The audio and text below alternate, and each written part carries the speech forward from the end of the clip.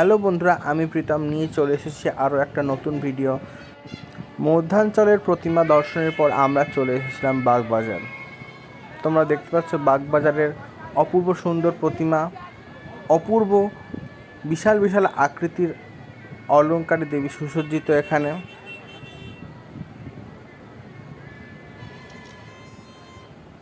যেরকম মণ্ডপটি সজ্জিত করা হয়েছে তেমন বিশাল বড় ঝাড়বাতি আমরা ওপরে দেখতে পাচ্ছি। আমাদের বাগবাজার কার্যালয়ে পাওয়া যাচ্ছে যারা নিলে এই চন্দননগরের সোলার সাজে সুসজ্জিতগুলোর মধ্যে এবং নানা কারুকার্য করা আছে এই সোলার সাজের মধ্যে, যা আমরা দেখতে পাচ্ছি।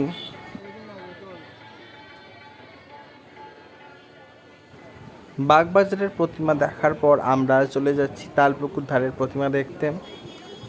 তোমরা সকলেই জানো চন্দননগরের লাইটিং খুবই বিখ্যাত। আলোকসজ্জায় চন্দননগর এক আলাদাই মহত্ব রাখে। আমরা দেখতে পাচ্ছি দেবীর মুখমণ্ডল, অপূর্ব সুন্দর মুখমণ্ডল।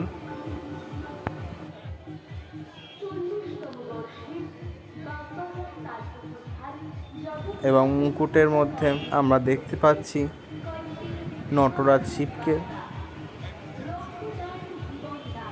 এবং অপূর্ব সুন্দর রূপোর অলঙ্কারে দেবী সুসজ্জিত।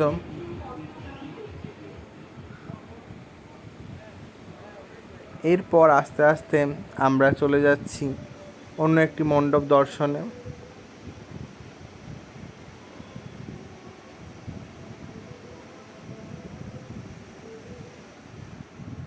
এখানে একটি জলাশয়ের মধ্যে ফোয়ারার ব্যবস্থা করা হয়েছে। আমরা চলে এসেছি বিদ্যালঙ্কারে। অন্যান্য মণ্ডপের প্রতিমাগুলির থেকে এই প্রতিমা একটু অন্যরকম। আমরা দেখতে পাচ্ছি সুন্দর, অপূর্ব সুন্দর নীল রঙের দেবীর ডাকের সাজ।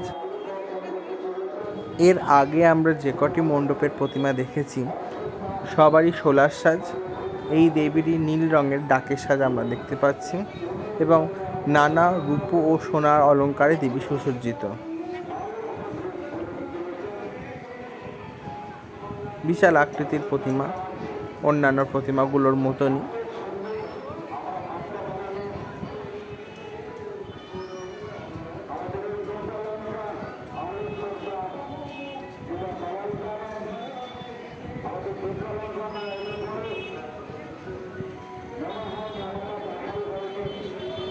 এখানে আমি একটু ঘন্টা বাজিয়ে নিচ্ছি।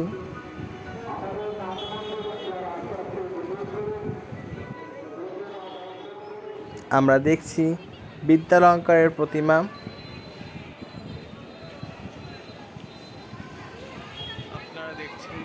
আজকের ভিডিও এতটাই। চলে আসবো আরও একটি পূজা পরিক্রমা নিয়ে। Thanks for watching.